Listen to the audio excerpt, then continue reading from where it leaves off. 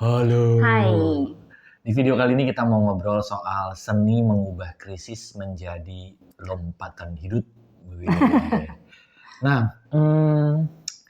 seringkali orang memaknai krisis dalam hidupnya itu sebagai cobaan, gitu ya. Ujian gitu ya. Gitu ya. Oke. Nah, tapi banyak cerita sebetulnya krisis itu dipakai menjadi sarana mereka untuk belajar sesuatu tentang kehidupan dan akhirnya malah menjadi lentingan gitu ya dalam kehidupan mereka.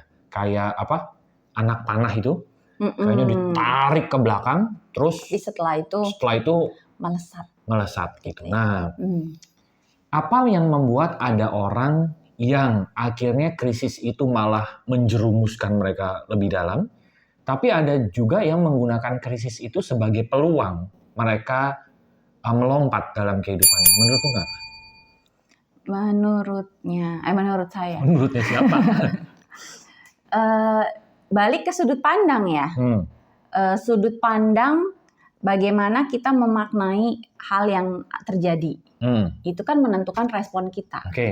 Gitu ya. Jadi kalau kita melihat krisis sebagai bahaya, kita pasti yang muncul adalah rasa panik. Panik, segera ingin keluar, segera ingin menyelesaikan krisis itu. Kita merasa tidak aman. Nah, di rasa-rasa seperti itu, pasti yang muncul adalah ketidakjernihan. Keputusan-keputusan yang malah makin menjerumuskan gitu ya. Betul, karena kita merasakan dominannya takut ya, khawatir karena kita memaknai itu sebagai bahaya gitu kan. Yang akan membuat kita hancur gitu kan, yang akan membuat kita selesai gitu. Nah, ketika kita berangkat dari ketidakjernihan ya pasti keputusannya jadi malah tidak tepat juga, sehingga buahnya juga jadi bisa jadi malah menambah krisis yang ada gitu. Atau seandainya tidak menambah pun memperpanjang gitu. Ya, muter-muter di situ aja gitu ya. Jadi memperpanjang. Nah, itu kan dari sisi yang menganggap bahwa krisis itu sebagai sesuatu yang menghancurkan dalam hidupnya gitu ya. Nah, kalau sisi sudut pandang sebaliknya, mereka melihat krisis dan rasa apa yang muncul dalam diri mereka? Yang tadi ya, krisis itu ketika orang ada masalah bisa jadi dua gitu. Yang satu tenggelam dalam masalahnya, yang satunya lagi bisa jadi melihat bahwa oh masalah ini berarti ada sesuatu yang perlu saya ubah. Karena bisa jadi masalah itu berasal dari sesuatu yang nggak beres gitu kan. Nah, ada orang yang hanya berkutat sama masalahnya, tapi ada orang yang berpikir kebalik masalah itu. Oh, di balik masalah itu ada apa yang perlu saya perbaiki gitu ya. Betul. Tentang diri saya. Ya, dia akan mengurutkan ini sebenarnya sumbernya apa ya, alurnya apa. Nah, ketika dia melihat masalah dengan cara pandang itu, kita bisa lihat ada rasa yang berbeda, ada respon yang berbeda. Gitu ya. Kalau yang tadi kan kayak langsung mati gua atau fight gitu ya, tapi fightnya juga dengan ketidakjernihan gitu kan. Tapi kalau yang kedua bisa jadi dia malah mengambil pause gitu ya, mengambil jeda karena dia perlu gede dong. Dia perlu mengurai. Dia mau mencari di balik ini ada apa sebenarnya, bibitnya apa sehingga kok saya bisa mengalami kejadian ini di saat ini. Nah, biasanya orang-orang yang berpikir dengan cara seperti ini, mereka akan menemukan, oh memang ada sesuatu yang kemarin itu bisa dibilang nggak beres kah, belum tepat kah, kurang baik kah. Nah, begitu mereka ketemu itunya, sebetulnya rasanya berbeda ya. Sudut pandang berikutnya adalah, oke, berarti ini bisa diubah, bisa diperbaiki, sehingga akhirnya respon mereka lebih ke arah yang tadi, ke arah memperbaiki dan menyelesaikan sumbernya gitu. Dan akhirnya rasa yang timbul juga berbeda ya. Rasa dari sudut pandang yang pertama itu rasanya jadi khawatir, panik, cemas, pengen tadi segera diperbaiki. Tapi di rasa yang kedua ini mulai dari muncul rasa penerimaan.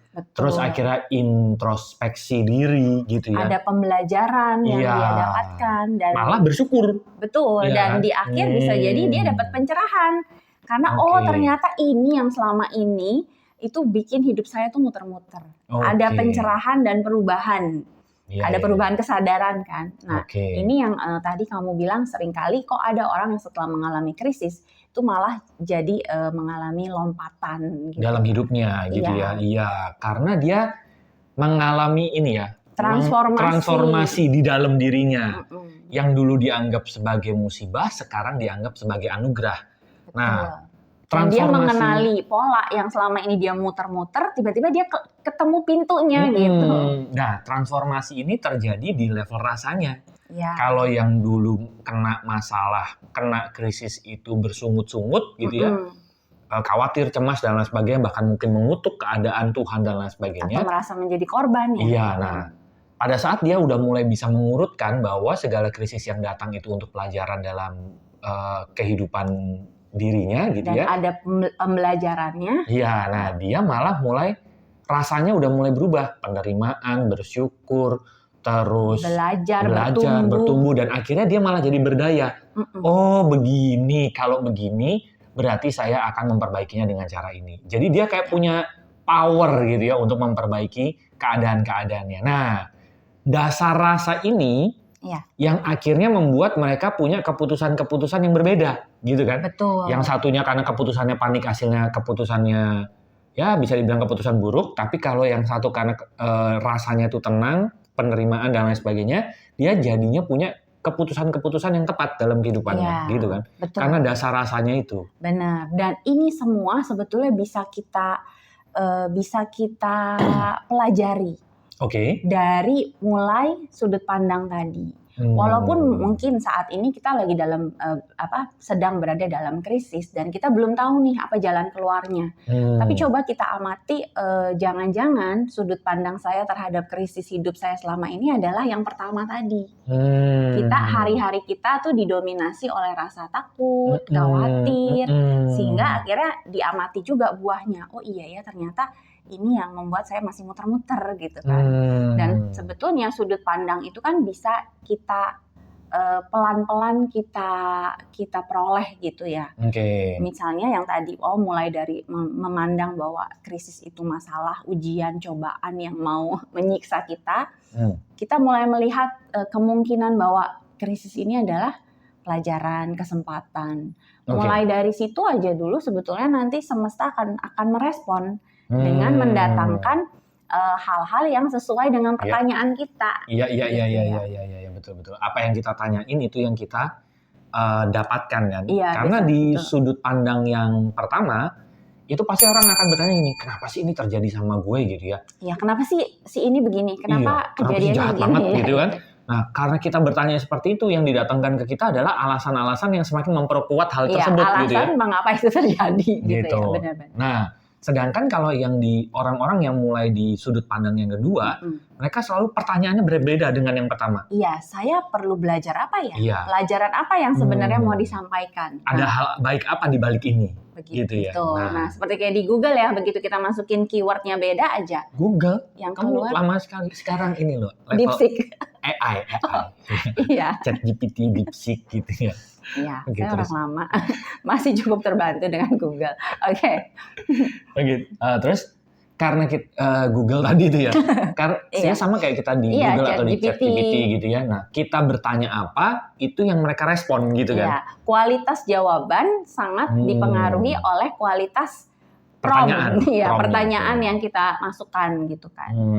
Nah, semesta juga bekerja secara seperti itu. Oke, jadi bisa dibilang seni pertama untuk mengubah krisis menjadi lompatan hidup adalah ubah sudut pandangnya. Bagaimana cara kita mengubah sudut pandang? Dengan cara mengubah pertanyaan terhadap kejadian yang hadir dalam kehidupan kita. Gitu sebetulnya. Betul. Mulai dengan melihat bahwa ada kemungkinan lain dari apa yang kita percaya saat ini. Yes. Gitu ya. Mantap. Nah, buat teman-teman yang mau ngobrol-ngobrol lebih jauh lagi gitu ya. Terus kadang-kadang nanyanya gimana ya?